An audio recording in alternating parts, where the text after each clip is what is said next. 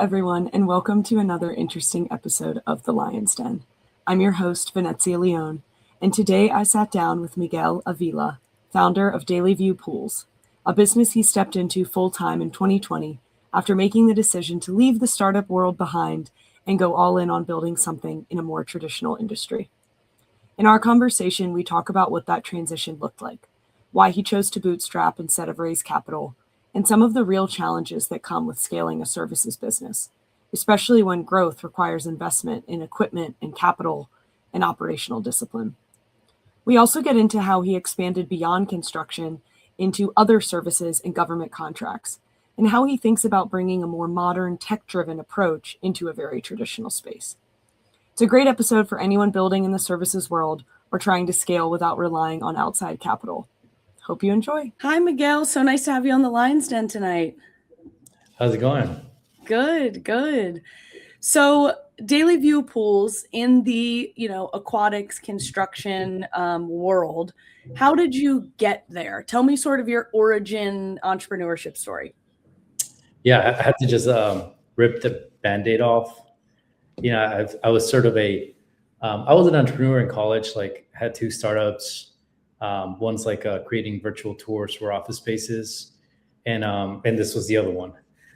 So it's sort of a part-time startup founder, part-time employee at a company. And at some point I was like, well, I can't just be a wannabe entrepreneur. If I want to be a business owner, I need to just do it. So I ended up ripping Band-Aid about 2020 and early January of 2020, and then moving back from, at the time I was living in Pittsburgh, to Charlotte to run Daily View Pools full time. Awesome. And was there really a decision between the virtual tours and this company? Was there a reason you kind of pursued Daily View Pools as that I'm going to be an entrepreneur full time? Yeah. So, and kind of interesting, if you were, you and I were part of a fellowship program that was really into, early stage startups in tech. And, I looked at sort of next steps for me. And I know my family had a lot of industry experience, having worked in the pool industry and aquatics industry for about 20 years. And I was like, well, let me tap into, some of the knowledge that they have and try to get some knowledge transfer from them into me and see what I could do to help run this company. So it's really kind of a decision to help my family, who was already in the pool industry, and sort of helping them grow the company. Yeah, absolutely. So one of the things, if I remember your story right, is that you bootstrapped and you didn't actually go and raise capital. Can you talk me through kind of what maybe the decision was there and any learnings you've had or, successes, regrets, anything surrounding sort of that decision maker as a, decision point as an entrepreneur? Yeah, I think the biggest realization is I had sort of been involved in a few early stage investing activities here in Charlotte and surrounding areas. Being a part of a team that put together due diligence reports for an early stage fund, and realized how difficult it is to raise capital, at least in the Carolinas, and that's what I was exposed to. And I sort of made a decision of maybe instead of focusing the next 2 years, 24 months, trying to raise capital across the Southeast and potentially even the Northeast, why don't I just spend the next 2 years trying to build a business, a services-based business to fundraise by just generating revenue. So I sort of picked the latter. I was like, well, at the current state of the company, at the stage that it's in, investors are not going to look at it. I need to get more traction before I can go out there and maybe potentially raise. And you fast forward, to now, and I'm sort of not interested in raising capital. That rather take a loan from a bank if I need to for whatever reason. But yeah, so that was kind of my decision. Just instead of focusing 2 years trying to, pitch folks and trying to get money that way, I was like, well, let me just build a business and control my own destiny. Yeah, no, absolutely. So when you made that decision and then you had to build a business over the first 2 years, which obviously is no small feat, what were some of those hard parts for you over the first 2 years and were there examples of times where you thought maybe I shouldn't be doing this, and what kind of kept you going over those hurdles? As I imagine there are 50 examples of hurdles, that you could talk about. Well, I'll go back to the same question you asked me, access to capital, right? I wanted to scale quickly. I sort of came from this like tech mindset of like growing fast and breaking things and testing, getting feedback, and trying to change things quickly. And I came into a very traditional industry, being very untraditional. So, when I looked at growth, average growth for a services company on that is sort of established business, maybe 6 to 14% growth. And my first year, we grew 114%. So I was just pushing hard on growing the company. And the challenge for me became access to capital to grow our operations, specifically with heavy duty trucks and heavy duty equipment. These pieces of equipment are pretty expensive. Like, it could be $100,000 truck, $125,000, piece of machinery. And so the challenge that I was having early on was, well, okay, I'm making revenue, but not enough revenue to justify, spending all this money, buying equipment cash. So I need to finance it, but then I need to prove, have at least 2 years of good traction to be able to get financing. Eventually, I overcame the hurdle by getting an SBA loan, which sort of, gave me a little bit of capital to be able to spend on the right areas to grow the company even farther. Yeah. And what about during this time? Are you having, like you mentioned, your family had experience. Are you talking to mentors around the time who are bringing things up like, hey, get a, SBA loan, or hey, do it this way, or are these things that you're finding out yourself, or how are you actually solving these problems in the first couple of years?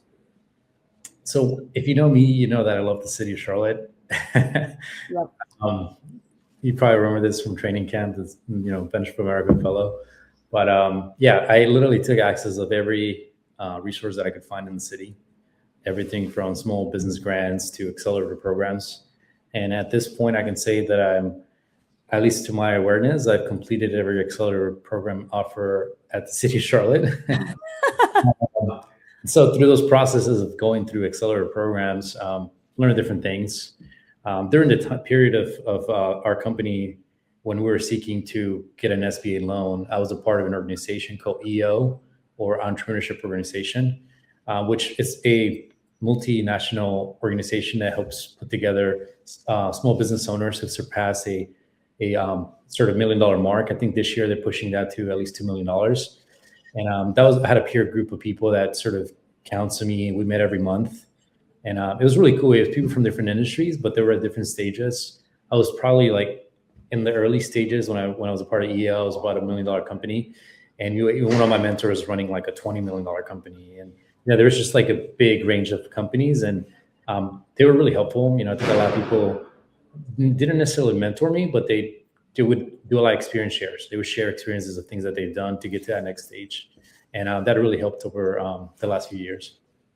Yeah. I imagine also what was there was some sort of impact of COVID, right? Because you said you really started this January of 2020. Did that actually help your business because people wanted more, outdoor spaces and outdoor activities, or did that make, the actual construction more difficult? Like what was sort of the impact there, or maybe a lesson you learned from sort of something outside of your control affecting your growth trajectory? So it was both.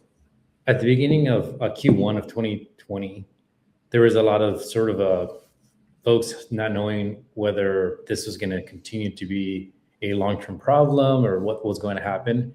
Mm-hmm. So a lot of customers at the time, very hesitant to make investments in their property.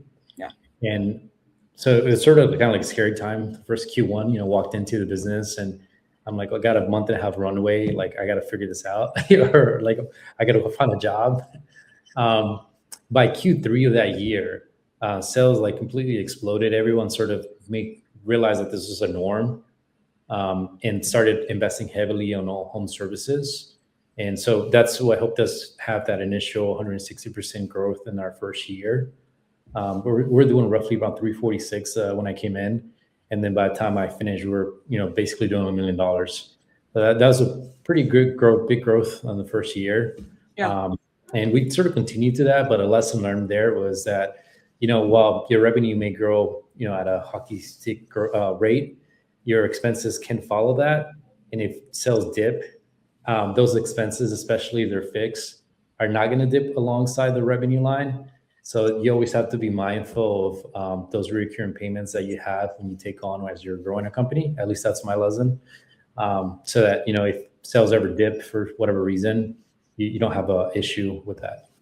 Yeah, that makes sense, because I also would assume that, you're like, oh, this is growing, but this is also growing, and being prepared for that. Again, just not knowing what's coming. I think COVID did that for a lot of entrepreneurs, is like create the space to say, wait a second, something crazy could happen, and like I need to kind of be aware of that and be prepared. Yeah, uncertainty definitely. It did help our industry, I think, as things got more normalized, but it eventually tapered off and it sort of became, business as usual. Yeah. So I want to talk a little bit about like government contracting and city work, because as you said, you love the city of Charlotte. And I know that you like have city jobs, or contracting with Charlotte and Greensboro. Like maybe talk about, how you kind of broke into that, and maybe why you broke into that, and if you think it's advantageous for, a different entrepreneur to kind of like go that route. So I kind of go back to this line graph, right? If, revenue going up, expenses going up. And, I would say about 2022, I started to diversify the business offerings that we had to complementary services. First one being pool cleaning, pool maintenance. So managing aquatic facilities, apartment communities, HOAs, eventually, cities. So like right now we manage all the aquatic facilities for the city of Greensboro, which is a really nice contract to have. And, kind of thinking about how we might go about getting more recurring revenue. With the construction piece of our business, of course, you get a big project, you have to finance the project, and sometimes you may have a net, 30, net 60 payout period. So, you got to incur a lot of expenses before you get paid. So in 2022, I began to diversify into pool services, and then sort of open this box of like, well, what else can we do in this industry? And then started pursuing government contracting opportunities in the aquatics management industry through parks and rec departments and so on. And you fast forward to now, and started doing more, not just management, but construction of outdoor spaces for cities like the city of Charlotte and the city of Greensboro. I most recently completed the first ever solar power light pole installation in the city of Charlotte. Hey. That was a fun.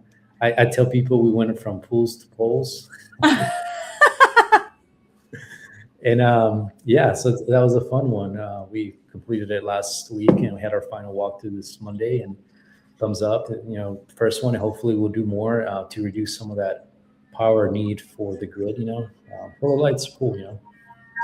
Yeah, absolutely. It's a very interesting, like I want to talk more about sort of your horizontal like decision to really expand into these different areas. Do you feel like it was fueled by like, hey, we've kind of reached the max that you like in terms of just pool construction that you could kind of see in the market, and so you were identifying other opportunities? Or did those aspects of the market kind of spike and you were like, oh, there's actually a need here, and if I align my resources in this way, we could actually achieve this goal? I think it was a bit of both. I realized that a lot of the folks that I looked up to in my peer groups, for example, in EO, Charlotte, whenever they got to that $15-20 million mark, they were operating in multiple cities or in multiple industries. It was rarely did you see one single company doing all their business in one location or one market, at least for services businesses. And I'm sure there are some out there, but for the most part, there's some diversification going on. And for me, the first step to diversification was a complementary service like maintenance, and then eventually going to a second market like Greensboro, which is our second biggest market right now. And then, I think later on we started kind of looking at what resources do we have that can be utilized for some of these projects. And then a lot of those opportunities really came about through going to networking events and learning about the city, going to different conferences and meetings about capital projects happening in the city. And like, well, how might I go about getting involved in some of these projects, especially with the rate of the city and how fast it's growing? Believe that it is something that we could do. Yeah.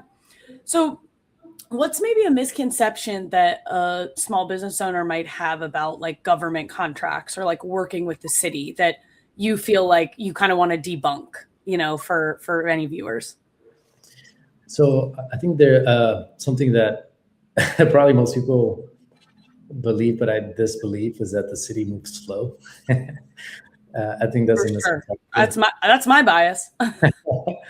And I would say when you get awarded a contract, there's typically a period of time where you're sort of on standby, waiting to the project to get sort of the green light to start. You have a pre-construction meeting or a pre-planning meeting, and then once that's over and you have a set date, things move quickly.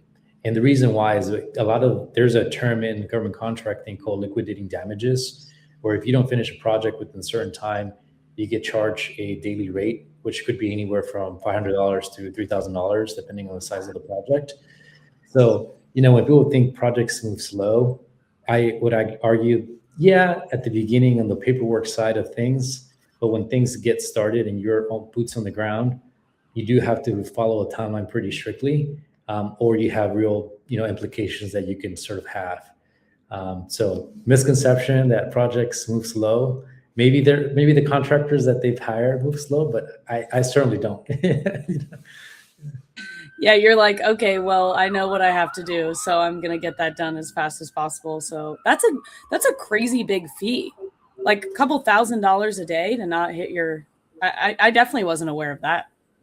Yeah, it depends on the size of the project, but it could be anywhere from $500 a day to I've seen it upwards of 3,000. Yeah. So I want to talk a little bit about what you said related to, hey, I'm this like, tech startup guy, and now I'm entering into this very traditional sort of business. Um, let's start first from the accelerator side. How did going through all those accelerators change how you run a construction company? What did you learn from that, and how do you kind of, as a leader, how do you use those lessons every day? Yeah, I mean, there's been a lot of learnings. To start, I think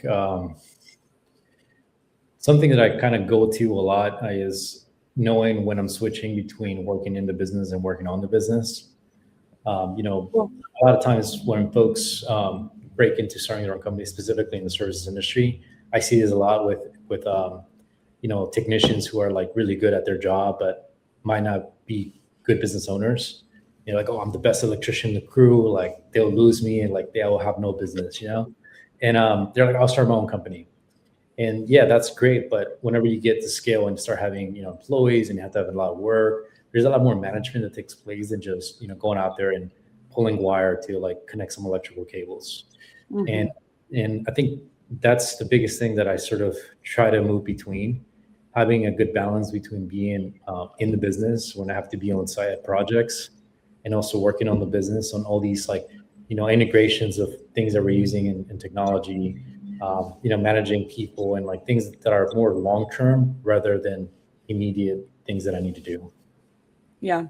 And do you find with that you like that's kind of like the both sides of your brain that you've always sort of had, like you've always had sort of the hands-on, okay, I can fix things and solve tangible problems, versus I'm studying entrepreneurship and I work in tech, and so there's like this business aspect. And so I guess maybe the question there is like, how do you do you apply the sort of startup tech thinking in that side, or is it really so separate in your brain of like, when I'm not really managing, and when I'm, in the back office, I'm doing these other things?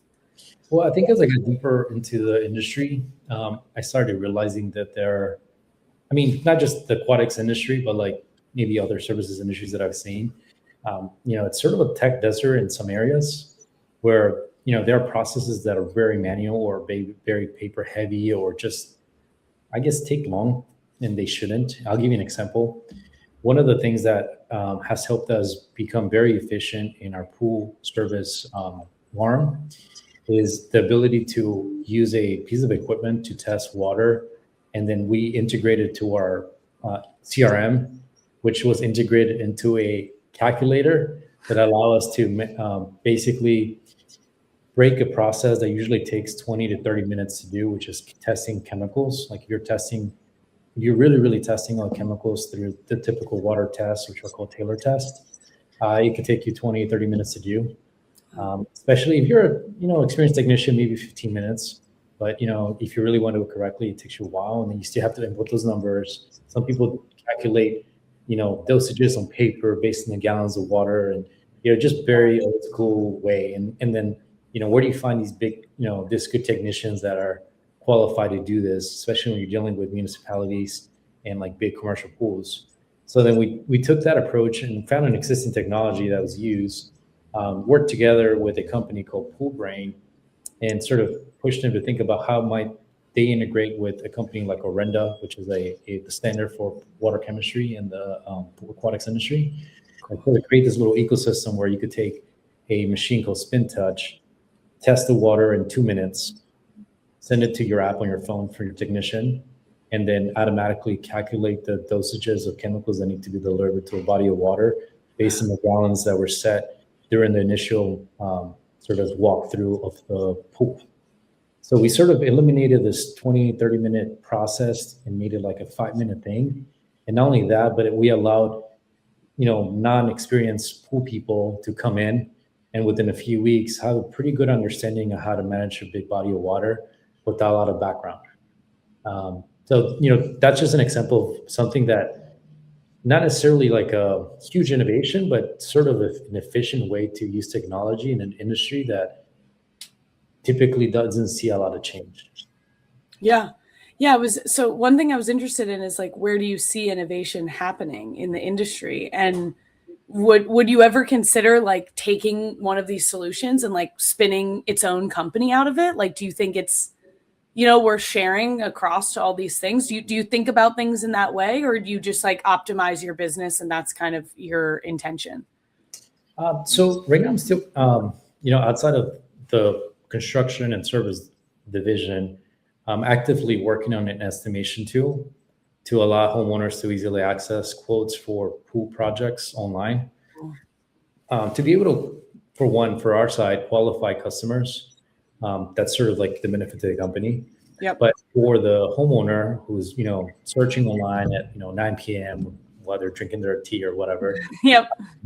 Most of the times, most folks are not going to be open. Our company is open. We have remote employees that can take a call any time of the day. But most companies are not set that way. It allows homeowners to access information instantly without having to call somebody. And I think as technology adoption continues in this rate, like our generation, whenever an NCO wants a pool, she's probably not going to call somebody about the price. She's probably just going to Google it, find an estimation tool, and get an instant price like you would for a car. And then say, yeah, that sounds about right. I'll throw $80,000 in the backyard, and then just sign up online. And next thing you know, you have somebody come in the backyard and start doing your pool. That's sort of the dream that we have, is finding ways to make information more accessible, because it's currently been sort of a black box, right? Like you got to call your electrician, your plumber. Like, I don't know how much it's going to cost to do this. I got to schedule somebody, take time off work. And like, I think it's very antiquated. There are certain, of course, things that need to be customized, but there is a lot of standardization that can be done to allow people to access prices quickly and also be educated along the way. Yeah. It's really interesting you say that, because I worked for a sort of HVAC, right, company. And we really went back and forth on this phenomenon of digital, like, buying. What's interesting about an HVAC or a pool or something like that, or a car, those things are tens of thousands of dollars. So there was always this hypothesis of like, people don't want to talk to people on the phone, but are they willing to make a $20,000 purchase without talking to somebody on the phone? And I think the way you're doing it is the smart way, which is give them information up front, get you guys a lead, right? Like there's a clear value pass between the homeowner and you in that scenario. But I'm really interested in the future of sort of the services industry and the way that we like to purchase things, because I'm not sure people are really going to pay 80, like, you know what I mean? And then just have you show up. Like, it still feels like we need that conversation to really like trust who's going to be, I don't know, maybe it's coming into the home, maybe it's, the amount of money. Like there's some barrier there where people still want to know what Joe Schmo recommends, Yeah, I mean, we've done customer discovery interviews. We did a program here at the local university, UNC Charlotte. We've done a few of them actually, and through a lot of customer discovery interviews, we found that one of the barriers, well, there's a few, but access to information being one of them. The other one is being like education, like educate me just like you would on I don't know, Carvana website as to why this model is better and what I'm buying. The last one is just being confident that you're the right builder or that you're making the right decision. And while this tool may not get to that sort of buy online right away, I think it's sort of like a in between place where you can let somebody at least get an idea of how much they're going to be spending for their backyard, get sort of a soft commitment before getting that interaction. Yeah. Because what we found is that as you begin to scale a company like ours, you begin to get so many calls, especially in the summer. It's super busy. And then you want to sort of know who's actually interested in buying this product rather than somebody who's just going to, get you to come out and then nothing's going to come from that. And I do really like what you said, which is if I'm somebody who already has a quote for $10,000, when you come to my house and give me a quote for $10,000, it's going to seem way less out of left field. That like, so it's like giving that information up front allows somebody to process and understand and do research and validate rather than them having to do that when you've already rolled a truck to their house and you're asking them, hey, sign on the dotted line for this expensive thing. Yeah, this idea came from Solar City and like the way that they sold solar panels. I mean, we took inspiration from different industries and it was something I came up with, but right now it's not active on our website. We're launching in June of this year. Nice. But in Solar City, like what they did is they'll have a sales guy, right? Like knock somebody's door and say, hey, like, you'll save this much money on your bill, or like, this is the long-term, savings that you'll have, and sort of do an instant quote on site through an iPad and tell the homeowner, well, you got to just sign here and then we'll get your roof done like this week, or next week. And, that was just sort of a sales tactic. I think that's a little more direct face-to-face. We're trying to find a way to do it online and make it easier to, again, just kind of get a baseline price for some of these other construction projects, starting with pools, patios, and maybe in the future, other services. Yeah, solar panels, everything you mentioned. So one thing I'm interested in, so kind of changing topics, is how do you think about culture? And as a leader, are you, what do you do to build it, or do you let it kind of be built? Like, what's your take on culture? Because I feel like in a construction company, it's really important. And, in some industries, there's high turnover and all of these things. So I'm interested in your perspective on that. Yeah, I think, so I took this accelerator program called LBAN, Latino Business Action Network, out of Stanford a few years ago. Learned a lot. I had some professors from there teach me some really cool things. Mm-hmm. One of the things that I implemented in our company was action of the values, values that sort of push you to take an action rather than are just like words, right? Like, you see somebody's boardroom that says like innovation, but like, okay, what does that mean? So our values are we care, we clarify, and we go. And if you look at all those values, they're all asking you to take an action, like we clarify, measure twice, cut once type thing. Yep. So, and then of course, like we go is like the sort of action oriented part of like, you go and take action. And I see that on our team, especially in our construction and service side. Everyone's sort of very chill and humbled, but very energetic. Like they just go, like, I don't know how to explain it. Like when people come in, we had of course a few people turn over and people that have been with us for a while. Our most recent employee was a friend of mine that I've known for a while, and he sort of wanted to learn about this industry, and I gave him a job. And he's like, dude, everybody at your company is just like a go-getter, but they're like sleepers. That's what he would call it. Like, yeah. Like, they don't talk about it, but they just kind of do. And I think that's sort of the culture we built. And I notice whenever we do have folks that don't match that rhythm of sort of, I would call it not urgency, but like just kind of being able to be actionable. They sort of get weaved out on their own. Like they don't match the rhythm, and then they sort of self-identify, and either they themselves go, or at some point we have a conversation with them. Yeah, that makes sense. I think that's something even in my job search processes that I've seen is such a big value add, to just have someone who's willing to solve problems or satisfy a customer. Especially when you're smaller and you have less people and there's so much more work, and so you got to figure out how to get that done. Um, So, last question that I'm interested in is just a little bit of like maybe advice to other, entrepreneurs in the service business who might be stuck getting to that 1 million or that 2 million mark. Like, what do you have any advice for them on how to get there and how to be successful? I'll say a few pieces of advice. I think the first one would be, your company is only going to grow as much as you grow. So like, kind of going back to the leadership and values conversation, it starts at the top. Like if you don't show some of those things yourself, it'll be hard for your team to follow. And I've seen this a lot in the construction industry where it's funny. Like I almost kind of I see employees act like their boss. Like if their boss is super rude and just like obnoxious, like I see I take a look at their employee base.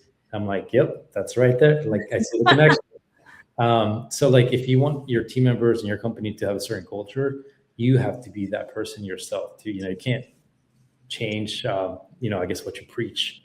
That would be one thing, is sort of leadership on top. And then of course, working on the business and in it, finding a good balance. I think in the services industry, sometimes you just have to go do things. Like if there's an emergency, you got to go, roll up your sleeves and do it yourself. If somebody's not available, of course. So that would be like the second thing. And the third thing is utilizing technology to make your life easier. Like my definition of innovation is like a new level of performance. It isn't necessarily building something new, but making something more efficient. And there's a lot of tools out there that may be used in other industries that can be used in your industry to make your life easier. Just don't know. So say be open to change and adapting technology in the right way. And I always say it's like a healthy balance, because I've also seen the extreme case where services companies try to implement too much technology and they end up not using any of it, or just super bloated in tech services. But finding the right balance for your team. Yeah.